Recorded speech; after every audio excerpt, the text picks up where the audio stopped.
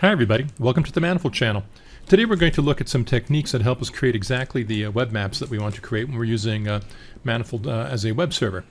And specifically we're going to learn how to create multiple versions of some really huge data sets that don't take any additional space to store, that take zero additional space, which will enable us through the use of things like zoom ranges to get exactly the view we want. Now, the data, this is the base map that we're working with. We have a bunch of countries here that are shown as areas that are colored, and we also have another layer here that's just the same as borders. We're going to turn that on later, and you'll see why I have that created there. And that's all on a map like this. The first thing we're going to do is we're going to link in a really big data set, and see this map right here that's about 60 gigabytes in size. That's the one we're going to link in. And when we pop that Manifold project open, because it is a Manifold project, it opens instantly. It's not like a GeoTIFF or something like that. Let's start with this. We use this image right here, which is just a short name for this longer European name, European data set name. I'm going to copy that, and down here in the main part of the map, I'm going to click paste. So I've just made a copy of that, and I'm going to rename that terrain. Let's start right at the top, call that terrain, and don't want to rename any of these others. I'm just going to rename that one. So click rename. Great, and let's drag and drop that into the map, and you can see what we have here.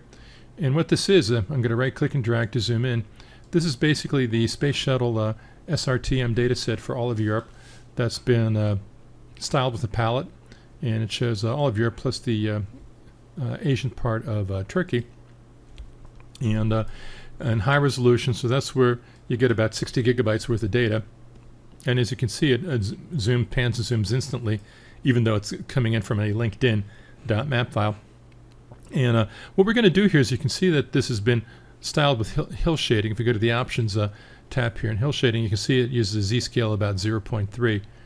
And that's kind of cool when we're zoomed out with certain ranges. But as we get farther in, zoom farther in, you can see that the hill shading starts getting too dark. Because hill shading that is about the right hill shading when you're farther zoomed out to look good when you're zoomed out starts getting too dark and too intense as we're zoomed in. And the way we'd like to handle that in a map like this is we'd like to have multiple layers where we have multiple copies of this terrain image, all of which are hill shaded slightly differently, so that as we zoom in, the hill shading gets less intense. Now normally if you're copying something like this from a GeoTIFF, you're talking about making multiple copies of 60 gigabyte data sets, which is pretty absurd. And that ends up being some really large data. Manifold does things differently, because if you see what this image is, there's really no information, there's really no storage of an image in Manifold. That the images take up no space at all. What an image is just a bunch of properties, and they basically say what table to take the data from. And you can see here it's this table from that data source, and all the data is in that table. And if we want, we can have multiple images that all take their data from the same table, and all those different images are just styled differently. And how to accomplish that's easy to do. We click that to highlight it, we click copy, and then we click paste to create copies. I'm going to click again and again, so I've created 3 copies, and all these 3 copies are all identical to that original terrain, because they're all taking their data from the same table, and they are all just can be styled a little differently. So that's what we're going to do. We're now going to style them all a little differently. I'm going to take terrain 4 and drop that in, and then take terrain 3 and drop it. Take terrain 3 and drop that in, drag and drop. Okay, let's try to. Oh, I already dragged and dropped that in. And terrain 2, let's drag and drop that in.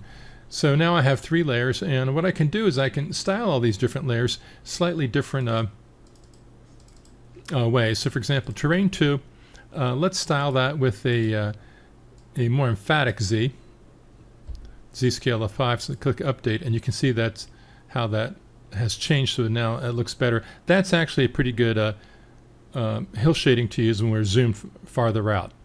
But as we zoom farther in, that just gets way too intense.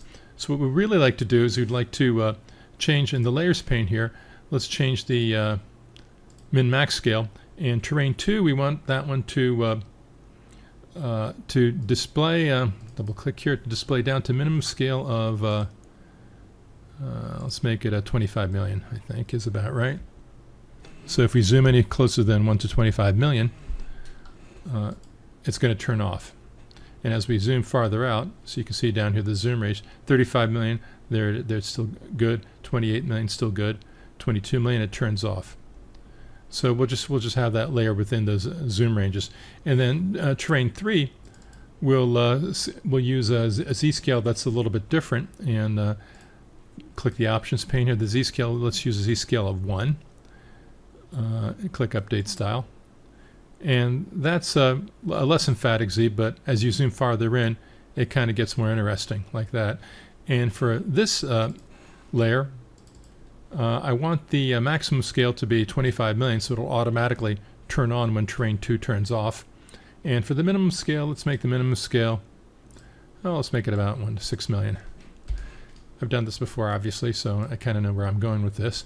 And as we zoom out, terrain 3 will turn off, and terrain 2 will click in.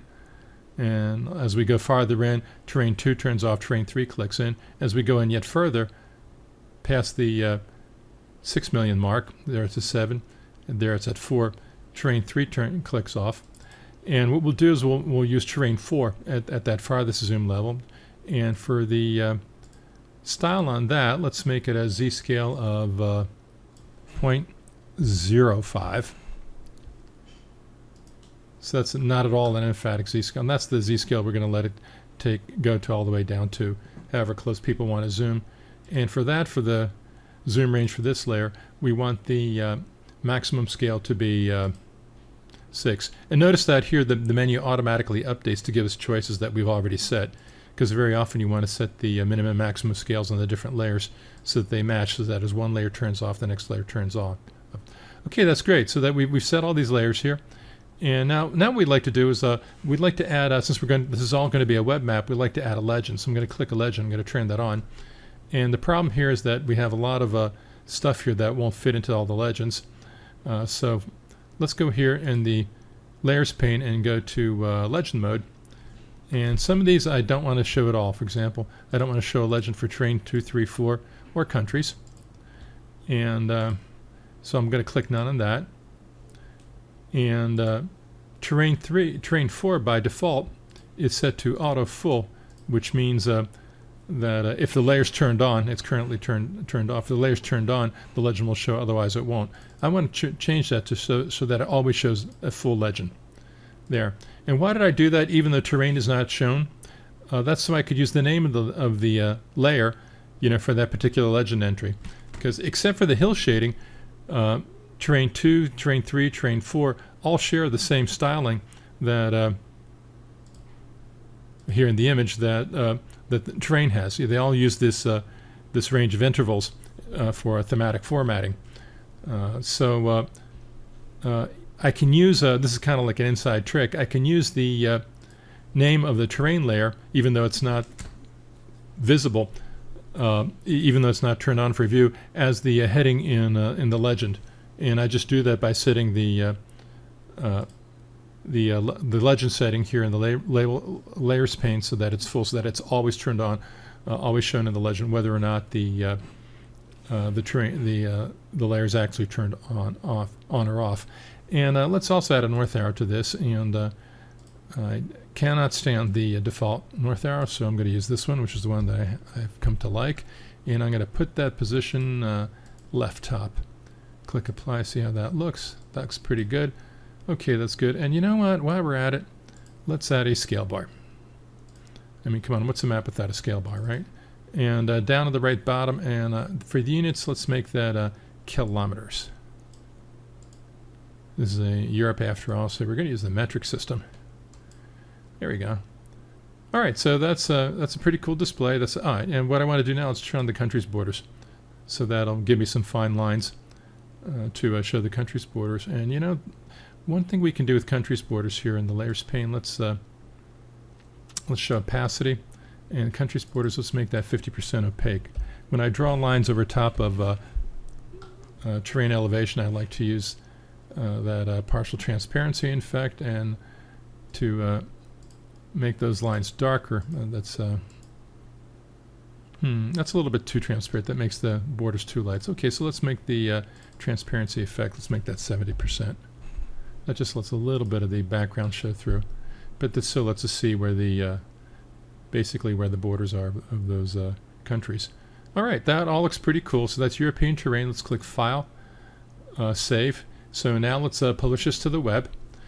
And the way we're going to do that is I've saved it, and now let's close because it's we're now going to use that in read-only mode. And click Tools, Manage Services. And these are a bunch of projects that are already done. So let's do this. Let's create a new one called European Terrain. And the data is going to come from here. Click Open. And the port I'm going to use port 8008, which is one of the alternate ports for HTTP. And the options are going to be type, HTTP, component. I believe it was called map. We just called it map. And let's make it a CX of about, this is the width of the thing, and we're going to make that, let's make that 600. CY is 400. These are new options, by the way. I'm working with an advanced edition of a build of Manifold that I think is going to come out this weekend. By the time people start watching this video, it should be out, so these options will be in it. These were not in earlier versions, but this is the ability to set the viewport size, by the CX, the width, number of pixels, and CY, the height and number of pixels.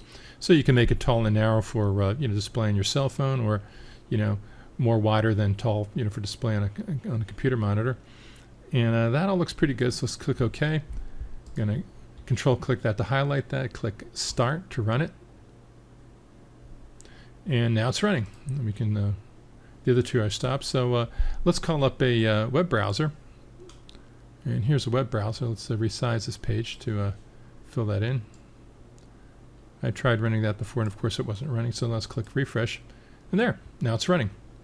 So we can zoom this in, and you can see as we zoom in, it is showing all this stuff, and all the layers are automatically clicking off and on as we zoom farther in. So as we look into the Alps, we can see we get a kind of reasonable hillshade no matter how far zoomed in we are.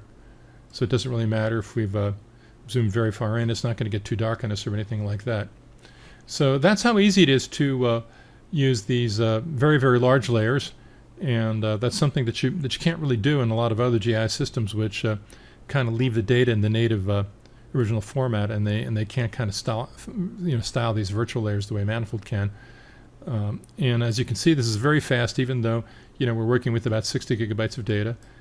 Server on this machine that we're working with right now, and it's pretty much any machine is an HTTP server. We could have thousands of people hooked up to this, and serve millions of page views per day, and not pay a penny more, because we don't need a web server like IIS. We don't need a map server like like map server, or some sort of intermediate technologies like Leaflet, or do any web programming. We just created the web page with that simply. So I hope you've enjoyed this video.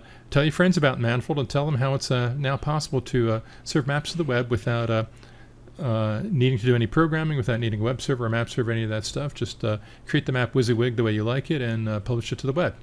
Thanks for watching, and goodbye from Manifold Land. Well, that was fun. If you want to see more, visit us at www.manifold.net.